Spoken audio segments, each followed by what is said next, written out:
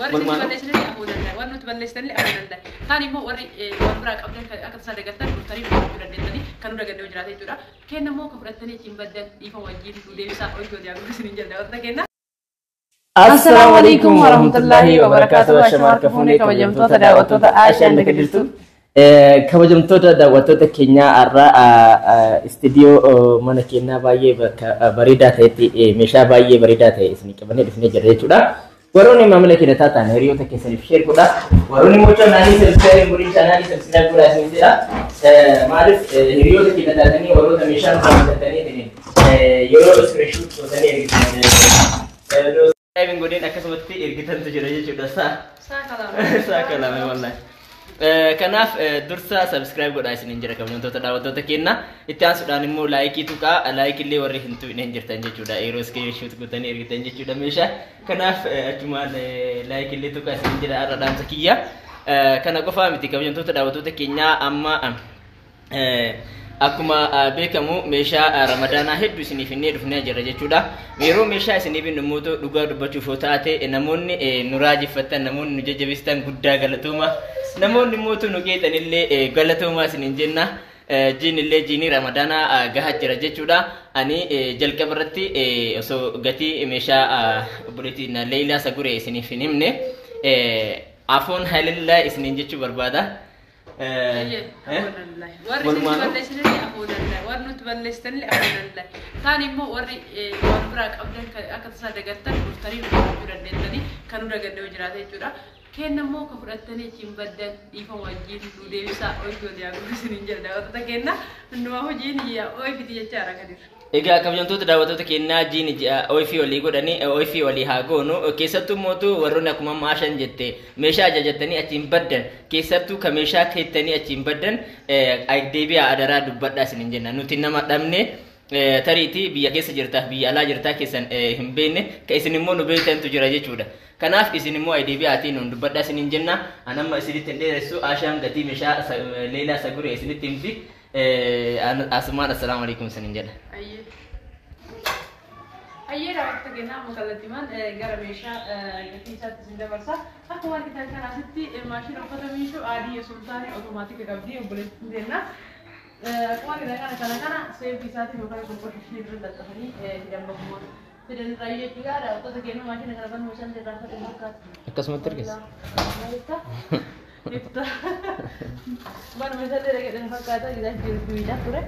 Akkuma argitan kana maashina kan namni beelan jiru akka ittiin miidhu akka ittiin cuufu akka ittiin nufiin bishaan itti qicuuf sirriitti beekanii garuu immoo maashina kana bitachuudhaaf maal barbaachisa dirqama naannoo keessan bishaan jiraatu moo biraatiin akka gaarii jiraatu kana barbaachisan beekanii saamunaa fi laargoo keessatti leeqanii akkuma beekan jechuudha. Laargoon garaacha kanaan fakkaata saamunaa gamaa gamanaan oomishu barbaadame. Akkasii daawwattoota keenya itti fayyadamsaa sirriitti beekanii ani sirriitti beekamsee kiyyatti yoo amma takka takkeessa dagadhalee bifa waliin jecha maashinni kun hedduun faayida daawwattoota keenya bakka bakka sochoosuun kabbaadha. Gatiin isaa yeroo ammaa daawwattoota keenya maashina otomaatika kana qarshii 60 malee jira. Duraan gatii kana gadi illee namaa kennee beekna. Hedduu wadalee jira daawwattoota keenya meeshaan elektirooniksii yeroo ammaa kanatti gatiin isaa dabalee jira jechuu barbaada. Kan itti aanu mootu tallaa jedha. Tallaa jedhamu akkuma beektan. Super class jedha. Keessaa immoo kuularii qaba jechuudha daawwattoota keenya maagoyyaa jechuudha. Yoo isaan badee saarii deemamu akka meeshaan wanti keessa jiru ta'uu laashaan kan fakkiisu akka kana kana fakkaata mana namaatiif gahaa akka ta'edha firiijiin kuni. Kan biyya keenya keessa namni baay'ee firiijii fayyadamu baay'ee waan ta'eef gatiin isaa qarshii 38 yeroo ammaa kanatti TV inchi 32 qabdi. Akkuma argitan isaa TV inchi 32 kun namni hedduu guddaa turre. Akkasuma obboleettiin illee binnee jirre daawwattoota keenya gatiin TV kana qarshii godhanya. Eeree biddeen fi daabboo qawwee qabdi. Eeree biddeen daabboo qawwee hedduu eeree faayidaa qabudha daawwattoota keenya. Eeree booksii fakkeenyaaf kajalaa booksii qawwee keessa kaa'achuun malee waan biraas hin fayyadu. Kun garuu booksii jalaa qaba.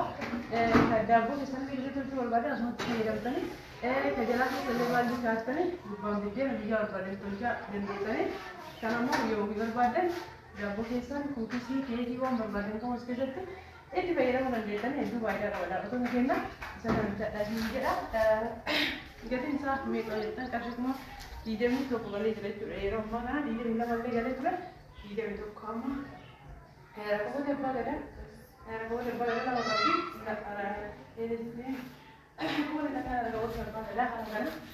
Qophaa'ee afamee jira. Kan meeshaa wanti baay'atee akka ta'e mana keessatti bareechanii dhufanii kana caalaa bareeda jechuudha. Akka kenna miila kana keessa nama fichoo kenna hedduu bareedaa siinii qaba. Jaabaa gaditti fuullee bareedaa qaba. Akkasumas saarbisillee keessaa qaba. Suuraa isaa hojjetamee jira. Gatiin isaa tokkochi qarshii 3,900 ganeera. Ayyeedha waqti kennaa qixxaanu rakkaboota isaati rakkaboota biiraatii akkuma argitan kan siin hedduu babbareeduu fi karaa madaan nama yaadachiistu of keessaa qabachuudha waqti kenna. Gatiin rakkabooti kanaa immoo qarshii 4,600 siin isaa wajjin waqti kenna. Kan itti immoo termusii warqammaa qabdi. Termusii warqammaa kunooti gatiin isaa termusii warqammaa gatiin isaa qarshii 5,500. Istoovii dhaabbataatu jira. Istoovii dhaabbataan beekanii yeroo hedduu seenaa viidiyoo keenya keessaa fi hin beeku qarshii 6,500 distii abbaa torbaa qabdi. Distii abbaa torbaa akkuma argitan kana kunoo xiqqaarraa qabee haga guddaaletti gatiin isaa qarshii 7,000 yeroo ammaa kanatti maashina bunaa, maashina shunkurtii, maashina bishaan danfisu jira. Akkuma argitan kana maashina shunkurtii abbaa lama qabdi.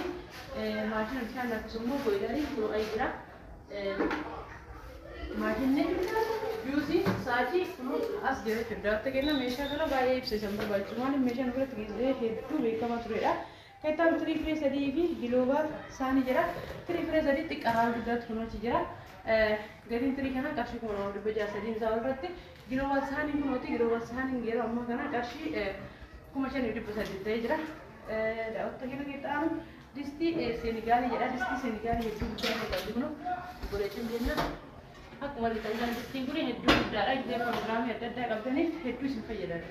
Waqti kenna bitaadhaa namni biyya namaa jirtan gisee biyya galtan kana bituu tasuma yaaddan. Kanaa bitattanii ol kaattan gisee qophii isin fayyada. Gatiin distii Seenigaalii kanaa qarshii 3,000. Mallaja ifaa qabdi. Mallaja ifaa ni beekamtu taa'aa isin waan taate 800 kun as jirti. Suuraa warqammaa rootoo jedha. Suuraa warqammaan fagoo afamee jira. Kan nyaataaf kun achi jira. Gatiin isaa qarshii 2,600 suuraan kuni. Akkuma argitan beeydan duraan diigee isa agarsiisee jira waan ta'eef kana fakkaataa hedduu bareeda. Warqammaa fi birraammaa wal keessa adii wal keessa jechuudha. Kan itti rootoo jedha. Rootoon qarshii 3,700 achi jira. Rootoo meeshaa itti gurguratuuf illee gaafa malee faayidaa kenna. Saanii zirgii 24 qabdi. Kunuun saanii zirgii 24 qabdi. Firee 12 ayyaana tokko 12 ayyaana tokko. Ayyaana kana 12 immoo ayyaana kana goone fi hedduu babbareedanii. Kan jaayii callee abbaa gadaa lama jedha. Kunuun callee abbaa gadaa lama haala kanaan ni dhaabbatti ilaala biyya miila qabdi jechuudha. Duraan jaayii akkatti miila ittiin godhanii biyya keenyatti akkasumatti fayyadaman waa jala kaayee kaadhaaba. Amma garuu ni dhaabbatti haala kanaan ni bareedis. Lamaan isii qarshii 3,000 kan fakkaatudha. Waqti kenna keessatti kiloowwan saanii jedha. Kiloowwan saanii bakka lamatti dabaleetii kenna. Kunuun akkuma argitan kana lama qabdi. Karaa bakka lamatti barraa'ee iddoo warqammaadha. Iddoo warqammaa kunuuti qarshii 2,400. Maashina shunkurtii jedha. Isallee bakka lamatti barraa'ee lama qabdi. Tokko shiitii keessa tokko muka lamatti jira. Akkuma argitan kana burcuqqoo bishaanii qabdi. Kunuun burcuqqoo bishaanii itti keessatti tajaajilaa kana firee 12 qarshii 800. Ayyaana waqti kenna meeshaan bu'eetti kan fakkaata. Waan gammaan hojjetanii guddaa itti galateeffadha. Share, like, subscribe jechuudha nu jajjabeessuun hin irraanfatina. Haala viidiyoo biraa viidiyoo keenya kan meeshaa gurguddaa keessatti beektan san akka dolaabaa algaa, tiistaandii, firijii kassaalaa, oovinii wanta kana akka gaarii bira argata waan ta'eef majliisa kan daawwata keenya qabannee hadisii dhufnutti nagaa nu turaa biyyaa nu ta'a. Assalaamu alaikum warahmatullahi wabarakatuh.